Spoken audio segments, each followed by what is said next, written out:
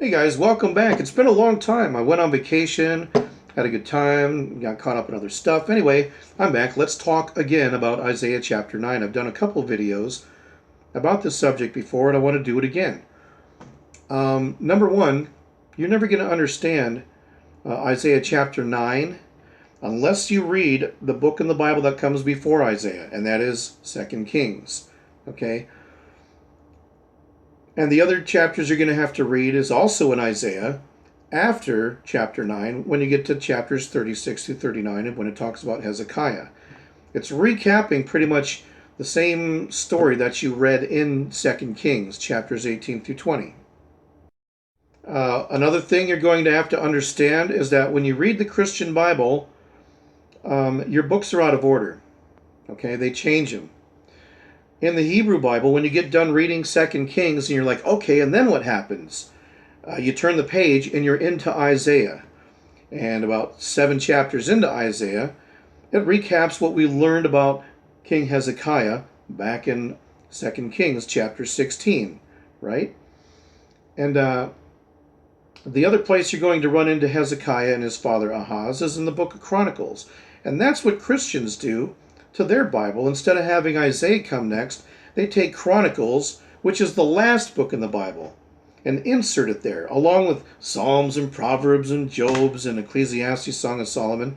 So when you read the Christian Bible, if you read it in order, by the time you get to Isaiah, you probably forgot what happened in 2 Kings. Okay? Because the Bible's very long and it can be confusing. There's a lot of information there to retain.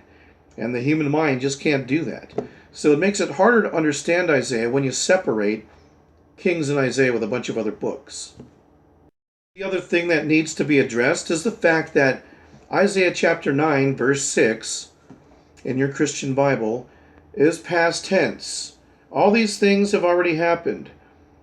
And then Isaiah is going to illuminate them later on when we get to the chapters about Hezekiah.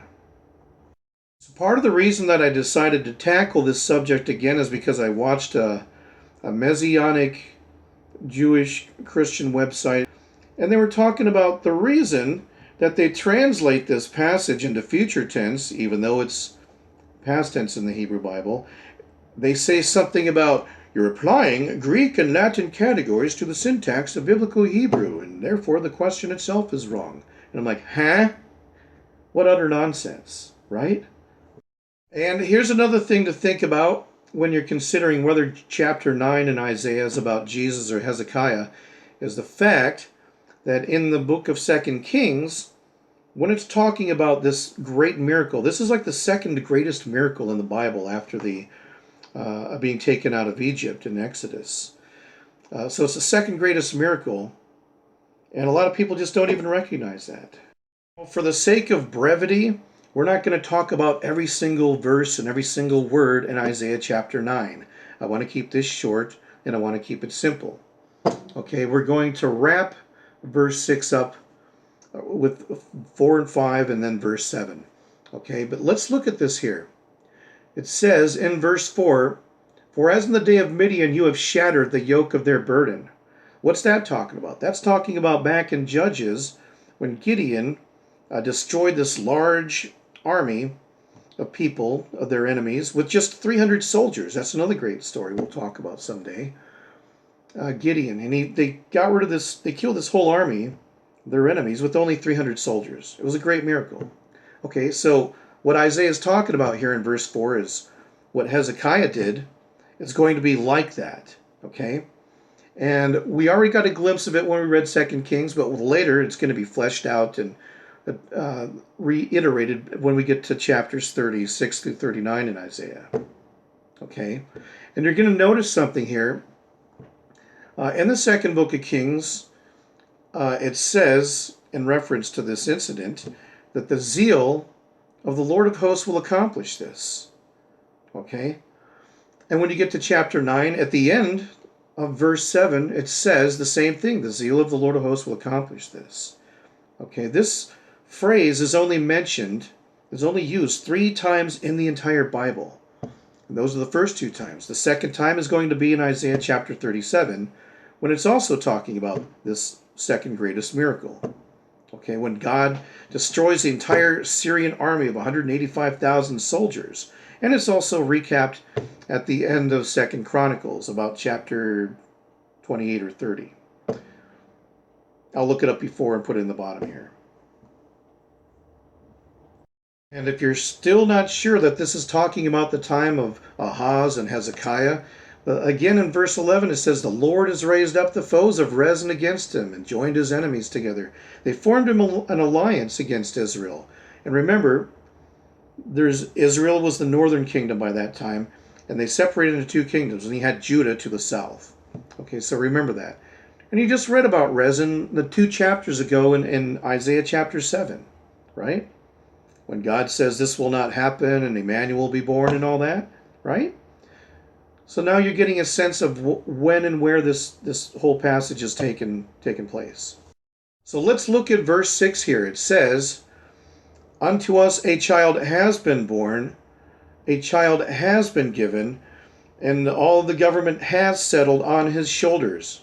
Okay, it's talking about Hezekiah. They change it into future tense, okay, to make it look like it's talking about Jesus 700 years into the future. And it's not. For one thing, Jesus was never part of any government. All right?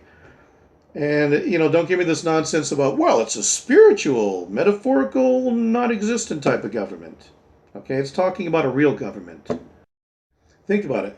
Hezekiah reigned for, 29 years? How many years did Jesus reign? Yeah, that's what I thought. Now, if you're looking at your Hebrew Bible, I'm not going to read the Hebrew words because if you know Hebrew, you already know that. If you don't know Hebrew, it's not going to make a difference. You're going to have to take my word for it, unless you look it up for yourself. But the next line says, "And he has been called Wonderful Counselor, Mighty God, Everlasting Father, Prince of Peace."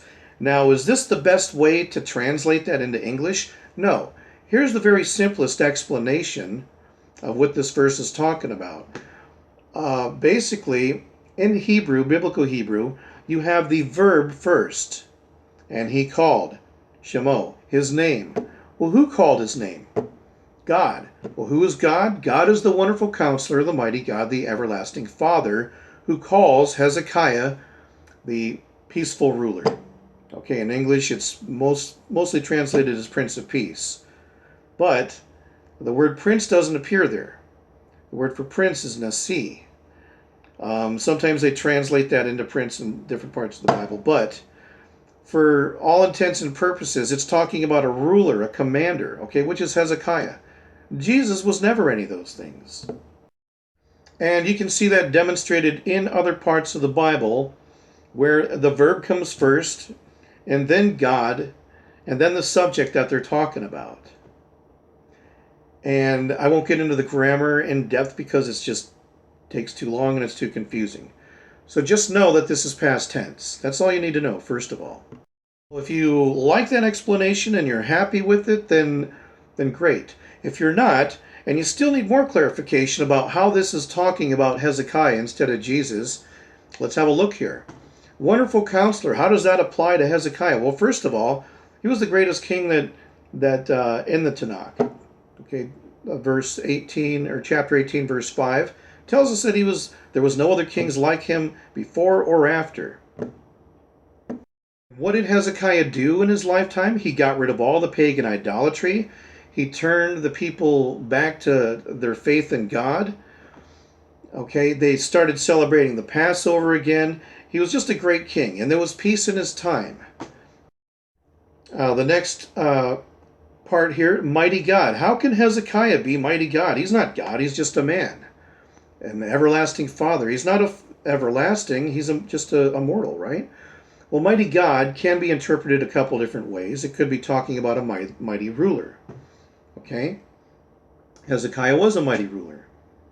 And a lot of times people's names have part of God's name in them.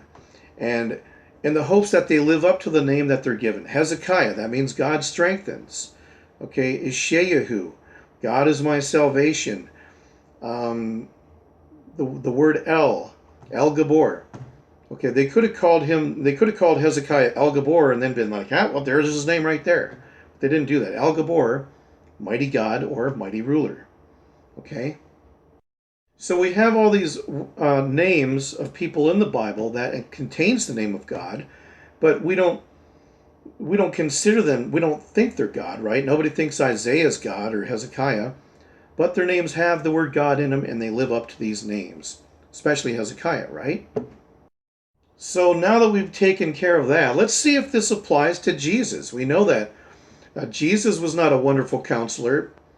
A man comes to him and says, I need to bury my father. And Jesus says, oh, let the dead bury their dead.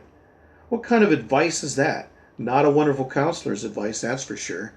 He also distorts the Torah by changing the laws concerning marriage and dietary restrictions. He's got all kinds of confusion going on here.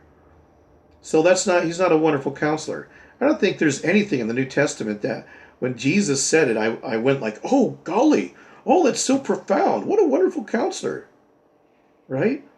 Mighty God. Let's see if he's mighty God. First of all, gods don't have to have their diapers changed. Okay, as soon as you take God and you separate him and turn him into a man, he's born to his mother. He's going to have to be fed and cleaned and taken care of by somebody else. Gods don't need to be taken care of by people.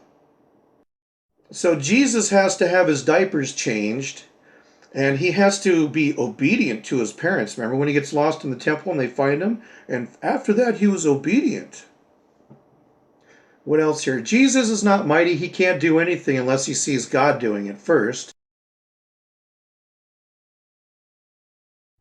Jesus doesn't know the things that God has planned. He's not all-knowing. He doesn't have the same thoughts, powers, or will as God. This is not my opinion or interpretation. We're going to look at some of these passages up close here. These are from the Gospels themselves, words that are attributed to Jesus by the authors. Matthew chapter 11, verse 27. All things have been entrusted to me by my Father. Mark chapter 6, 5. He couldn't perform any miracles there because they didn't believe in him. Right before he gets crucified here, Matthew chapter 26, verse 39. Going a little farther, he falls down. He says, my Father, if it's possible, let this cup pass from me. Not as I will, but as you will. Chapter 26, verse 53 in Matthew. He says, are you not aware I can call my Father, and at once he'll put at my disposal more than 12 legions of angels? Oh no, 12 legions? I can handle 9 or 10, but not 12. How many angels are in a legion anyways? So God can do these things, but Jesus can't. Matthew 28, verse 18. Jesus came to them and said, all authority in heaven and on earth has been given to me. So Jesus doesn't have that. It has to be given to him by another God. John 5:22. The Father judges no one. He's assigned the judgment to the Son.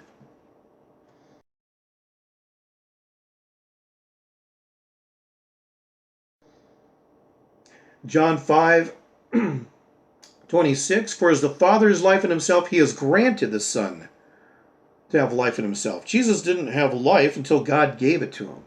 So he's not God. John chapter 6, verse 38, I have come down from heaven, not to do my own will, but to do the will of a different God. Let's look at the name here. Aviad, everlasting Father. How can Hezekiah be everlasting? Well, the effects of what happened during his lifetime are felt throughout Israel. They had an everlasting impact on the nation of Israel and its history. Okay? What about Jesus? How can he be the everlasting Father? Well, he can't because he's not the Father, he's the Son. Otherwise it would say everlasting Son, right? Think about how obvious that is, right there in plain sight. And the very last term here, Prince of Peace or peaceful ruler. Again, Jesus was never a ruler. Okay? Let's look at Prince of Peace again. So Jesus was not a ruler, but Hezekiah was. And there was peace in his lifetime. There was no peace in Jesus' lifetime, and Jesus was anything but peaceful. Okay, think about it. Jesus was always angry. He was always getting mad at people. He was always telling people if it was parables, if you don't believe in me and you don't want me to reign over you, Bring my enemies before me and kill them. Does that sound very peaceful to you? He even says himself, I have not come to bring peace against the world. I have come to bring a sword. He tells them later on to go buy a sword. If it's going to be peace, why would you need to buy a sword? Jesus destroys other people's property, like when he kills all the pigs. Those weren't his pigs. Right? That's somebody else's property. When you're reading these little baby stories, these fairy tales, you have to remember these things. If they were real people, they were owned by somebody else. They weren't just a wild herd of pigs, right? What does he do when he goes up to the moneylenders in the temple who had every right to be there? He drives them out with a whip of cords. Does that sound very peaceful to you? Of course not.